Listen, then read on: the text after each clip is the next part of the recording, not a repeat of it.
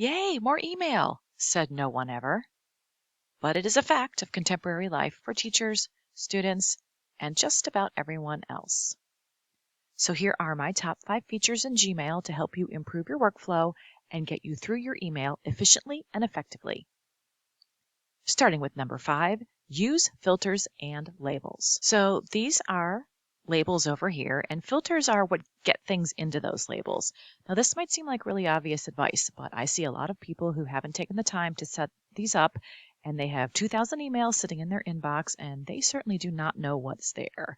It will take you a little time and effort to set up filters and labels, but once you do, they are absolutely worth it. Here's an example of how filters can work. I get an email every time somebody writes a work order. I do need to have access to these, but I don't need to read every one as it comes into my inbox. So I created this label and a filter, and these basically come in and they skip my inbox, so I don't see them unless I go to the label and look. And then also, when I want to search for something, I'm already in that filter, in that label, and it's really easy for me to search for something within it. So the first thing that you want to do is make a list of some of the ways that you could sort your email that makes sense to you and will help you be organized. And here's how to make a label once you have made those decisions. So basically, in your inbox, you're just going to put a check into the kind of email that you want to go under that label, and then go up here to this label symbol, click it, and then create a new label is one of your choices. Click that. Now I have created the name for my label, and I'll click create, and that will create the label and also apply it to that particular email. So I'm going to go over here and change the color of it. It will be in alphabetical order, and the label color's at the very tippy top. Now, let's use that idea to create a filter. So there's 2 different ways to make a filter. I'm going to show you what I think is the easiest way, and that is to find the kind of emails that you want to be filtered, grab their email address, copy it, use Control-C, go up here in the search box, paste that email address, and then click enter. Now you're looking at an email box full of those things that meet that criteria. Right here at the top, this little filter symbol, I can click that, and now I'm actually ready to create a filter. So create filters right there, click it. And now I can decide what do I want to have happen. Now here's the ability that I can just pick things and have them skip the inbox and I'll never have to look at them again. In this case, I'm going to choose apply label, choose that label that I just made, and then this box right here is going to let it select emails that you've already received that happen to match that particular filtering system. You can choose to forward it, you can choose to delete it, and this is going to put it always in my important part of my email box. Click create filter, and our filter is created and our emails are labeled as we like. So it's always a good idea to know more than one way to do something, and I do want to show you that there's another place to create filters and labels. Go to the settings gear, then go to see all settings. It's got a 2-click entry fee, and then there's all these crazy tabs here. And if you go to filters, labels is obviously where you can show or hide labels. That's actually an interesting thing that you can do to keep your email box kind of cleared out. And then this is where you can create a filter. You go to your filters, all the way at the bottom, it says create a new filter, and that's the second place to create a filter. Number 4, turn on auto advance. Now, since we're already here in settings, I'm just going to go to the advanced tab in settings because this is where you can turn that on. And it's the very top item there, and you need to it's disabled by default, so you want to enable it, and that will, I'll show you what it does in just a second. It basically sends you right to the next email instead of going back to the inbox.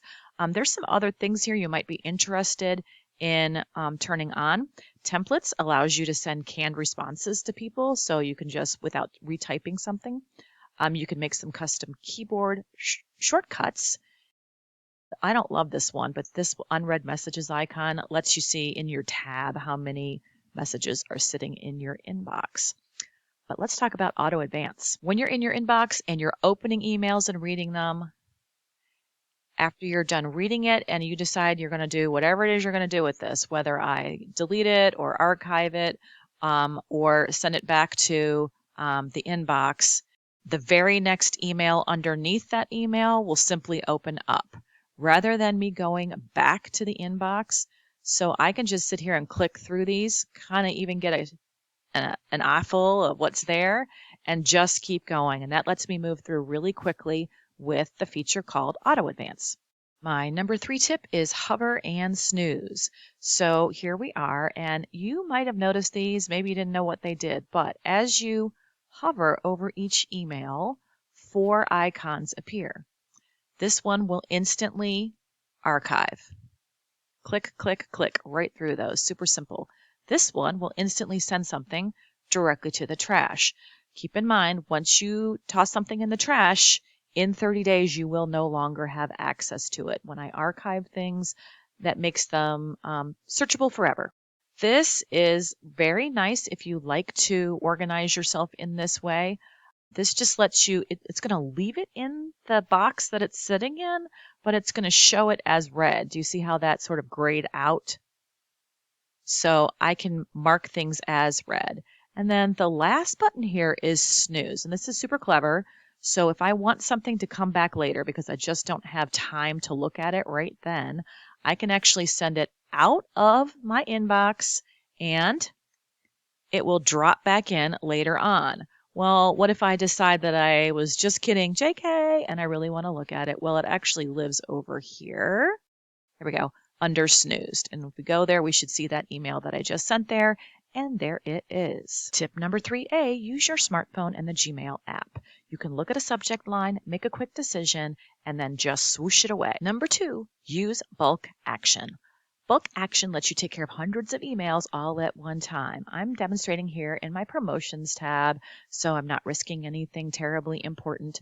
But here's how you do bulk action. Put a check there.